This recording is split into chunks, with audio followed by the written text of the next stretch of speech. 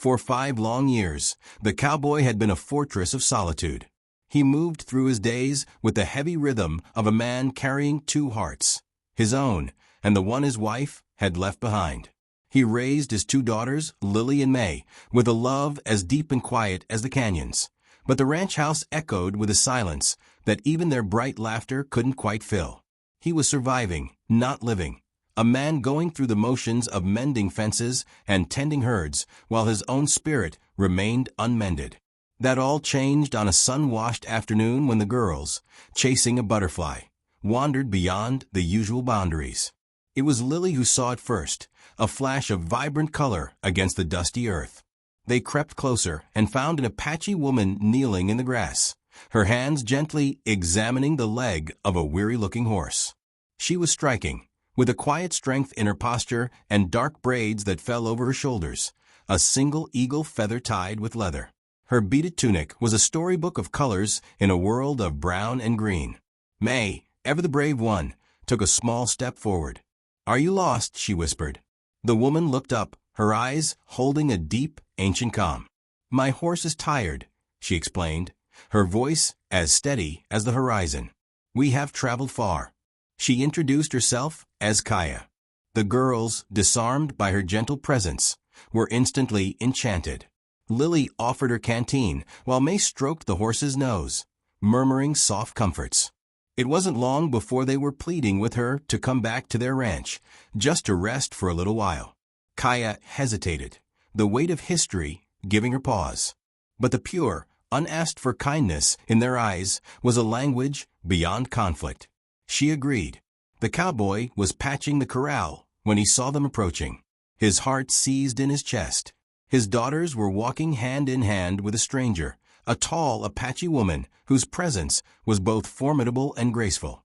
Instinct took over. He stepped forward, placing himself squarely in their path, his expression a mask of stern protectiveness. But Kaya didn't flinch. She stood her ground, her posture respectful but unyielding. The girls, clinging to her, were her best defense. "Papa, she needs help," Lily burst out, her words tumbling over one another. "Her horse is hurt, and she has nowhere to go." Kaya met the cowboy's searching gaze. "Your children showed great kindness," she said, her voice level and honest. "I mean no trouble, only a place for my horse to recover." The cowboy looked from his daughter's hopeful, trusting faces back to this enigmatic woman. He saw the fatigue she tried to hide and the integrity in her eyes. He was a man who trusted his instincts, and everyone told him she spoke the truth. After a long, measured silence, he gave a single, slow nod. It was only temporary, he told himself. Just for a little while. There was a steadiness to her, a quiet strength that settled the very air around her. As the afternoon wore on, Kaya didn't just rest. She became part of the rhythm of the place. She helped Lily and May carry water from the well, her patience with their endless chatter a quiet marvel. She sat on the porch steps and wove their fine, flyaway hair into intricate braids, her fingers moving with a swift, practiced grace. She even taught them a simple counting game from her people, the words strange and musical on the girls' tongues. The cowboy watched it all from a distance, his arms crossed over his chest, trying to smother the curiosity warming a place in his heart that had long gone cold. He saw the precise, gentle way she moved, a blend of fierce capability and deep compassion he hadn't seen since his wife was alive. By dusk, the girls were begging, "Please, Papa, just one night. Her horse needs more rest." He looked at their pleading faces, then at Kaya, who waited with a quiet dignity that asked for nothing. He agreed, but not for their sake. Something deeper, an instinct he'd almost forgotten, told him her arrival was more than chance. The very atmosphere of the ranch had shifted since she'd stepped onto the land. That night, the house felt different. Kaya slept in the hayloft, and the girls insisted on leaving a lantern burning in the window for her. The cowboy stood at that same window long after the girls were asleep, staring into the soft glow from the barn. He tried to understand why the silence in the house no longer felt sharp and hollow, why the weight of his loneliness seemed a little lighter. He realized with a jolt that Kaya hadn't brought noise or disruption. She had brought a new kind of silence, a peaceful, companionable one. And for the first time in years, a fragile, unfamiliar feeling took root in his chest. Hope.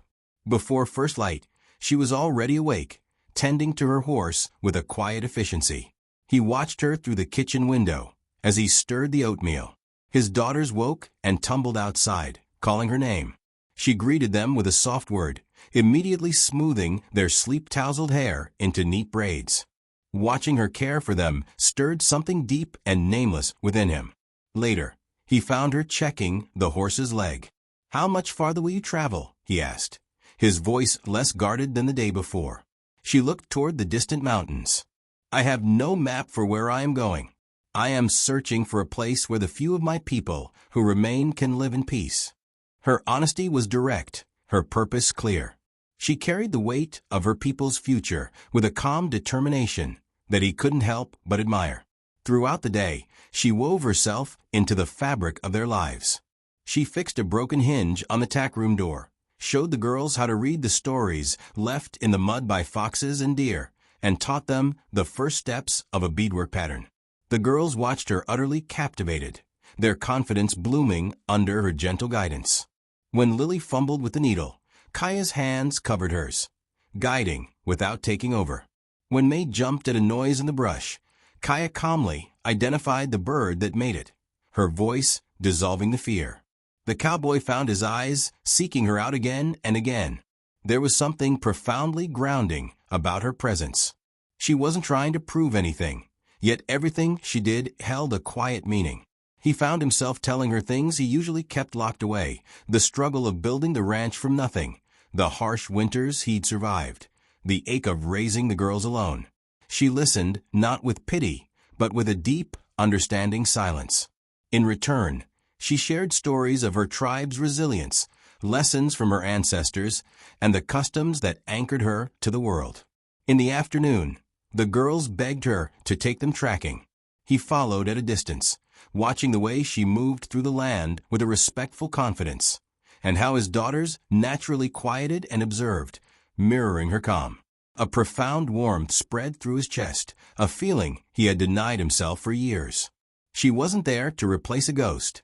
She was there to fill a space he hadn't even known was empty. As evening fell, he surprised himself. "Join us for supper inside tonight," he said, the words feeling both foreign and right. She accepted with a respectful nod. The meal was simple, but the air in the house was new.